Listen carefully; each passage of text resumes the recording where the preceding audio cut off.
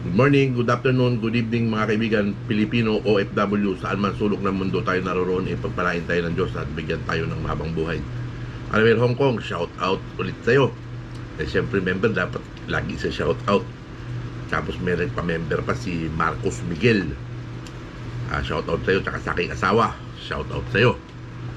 Bigyan natin ng reaction mga kaibigan yung nagaganap na 100,000 pesos worth of humanitarian challenge na kay Sir Jojo at saka dito kay 3 inches.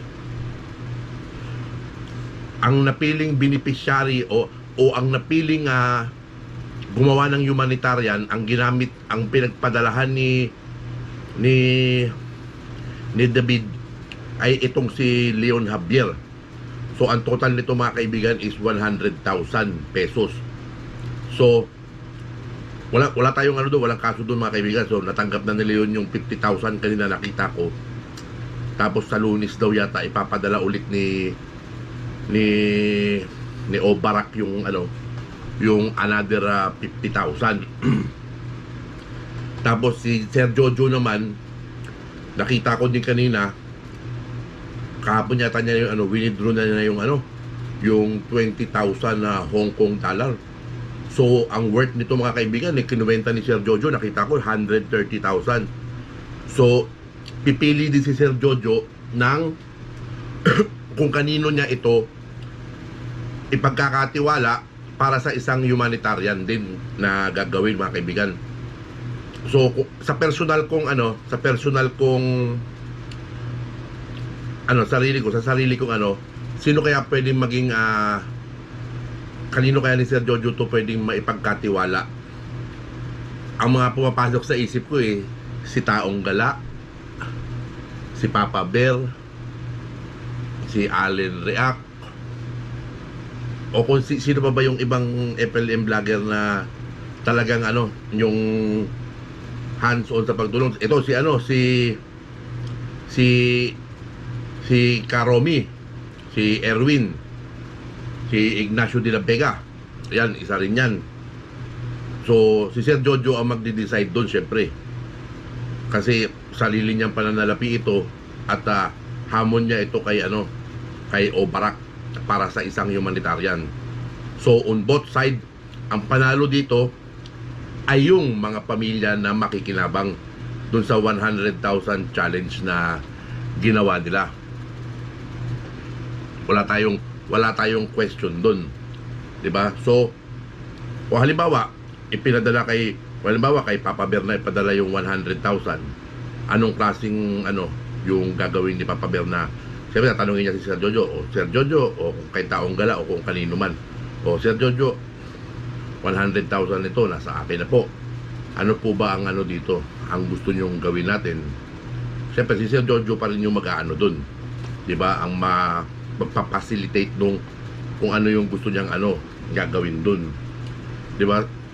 Kunyari halimbawa, kung kung halimbawa ako, siyempre ang magagastos ko dun all in all siguro sa 100,000 mga 95,000 siguro, o kaya mga 96,000. Siyempre mag-iiwan ka ng konti yung pangkain, pangbili ng yung mga supot kung i-repack o kung ano man. 'Di ba? Siyempre may mga resibo yan mga kaibigan. Siyempre ipipresenta yan ng pagkakatiwalaan na yung 100,000 kung saan nagastos yun at kung sino yung mga nakinabang. Siyempre iba-vlog yun mga kaibigan, hindi pwedeng hindi. So dyan natin makikita ngayon yung yung 100,000 challenge, yung merong malinis na puso, 'di ba, para doon sa 100,000 challenge na yan. So maganda yan mga kaibigan. Nagkaroon lang ng hamunan sa challenge na yan. Yung reaction ko lang na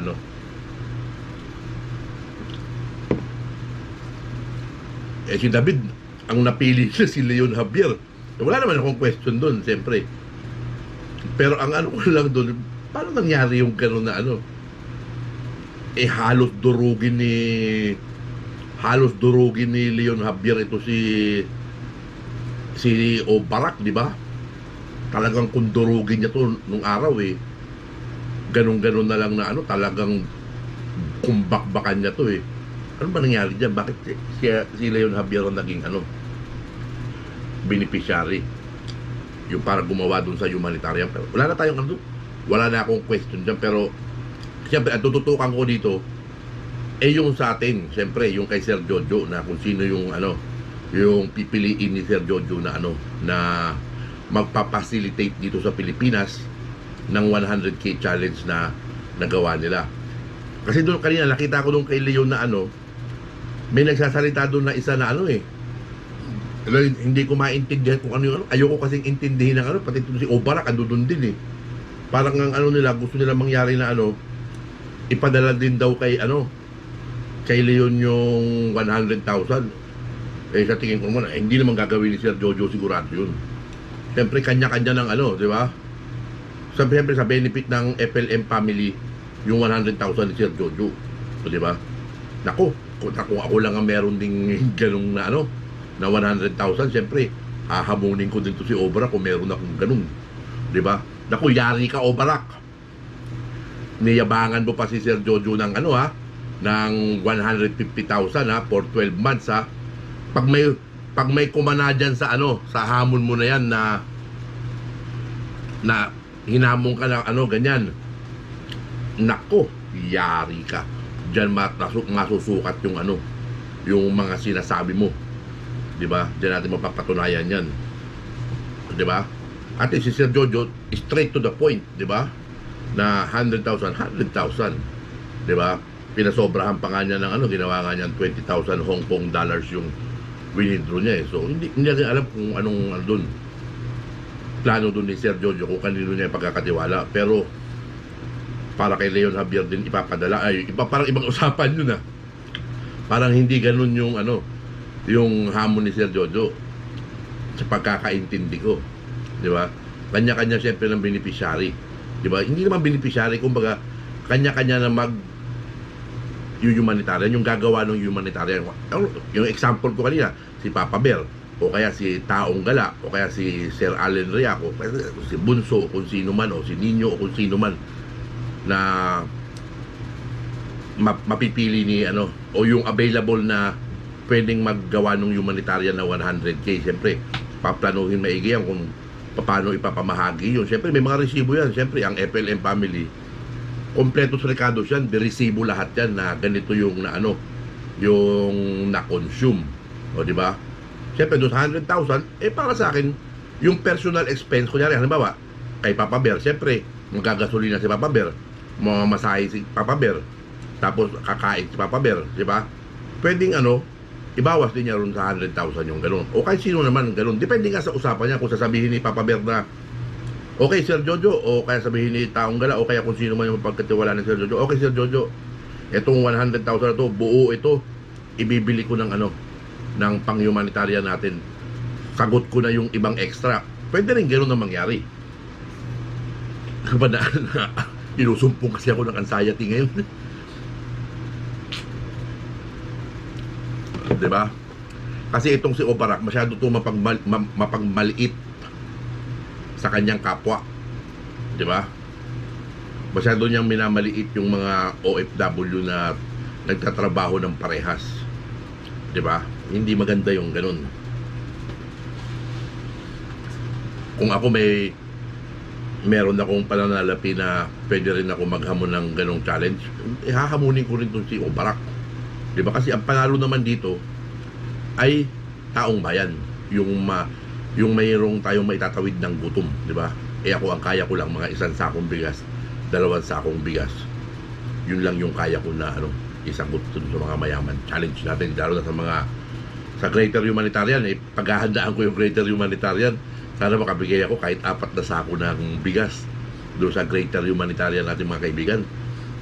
Malamang ito mangyari na ito sa sa March siguro, sa anniversary ng ng lockdown sa Pilipinas. Parang ganun yung pagkakabanggit ni Sekiyama. Pero siyempre, yung final date niyan, tsaka yung final moment na magaganap yun, na kay Apple, kay Francis Leo Antonio Marcos pa rin, di ba? Kasi ang magiging parte naman dito ng FLM family, ganun pa rin yung tutulong tayo ng bukal sa loob natin o magsishare tayo ng bukal sa loob natin. 'Di ba? Matagal to na ano na paghahandaan. So, 'di ba? Kung magsisimula na ang panawagan para doon sa gaganapin sa March. So ngayon December, January, February, March. Kung makakaano ko ng mga 3 sakong bigas, so kada isang buwan o mag-pledge ako ng isang sako hanggang sa dumating yung ano, yung greater humanitarian natin. 'Di ba? Pero noon siyempre magtatabi ako ng pakonti-konti doon sa susweldohin ko. Hindi mo na ako bibili ng kung ano. Kanina nga napagastos ako ng ano kasi naghahanap ako ng jacket na ano, yung mga nabibili ko doon sa mga tabi-tabi, hindi ako komportable, masisikip yun na ano ko. Kailangan ko medyo malaki. Alam nyo naman, malaki si Lolo Miguel. 'Di ba? Ano, abang lang na inusumpong ako ng anxiety mga kaibigan, kaya ganito yung pananalita ko. Yung pag nag-uutal-utal ako ng ganyan, nagkakaroon ako ng panic attack dito sa kalooban ko. Yan yung sinasabi ko na ano, na meron akong anxiety. Pero gusto ko lang mabigyan ng reaksyon nitong ano, yung kay Sir Jojo natin na challenge niya kay Obarak na ano, na 100,000 pesos for humanitarian.